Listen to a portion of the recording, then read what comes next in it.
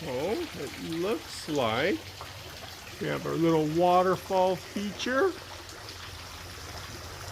And we got our duck admiring the work. We got our shade. Mama put a couple of plants in already.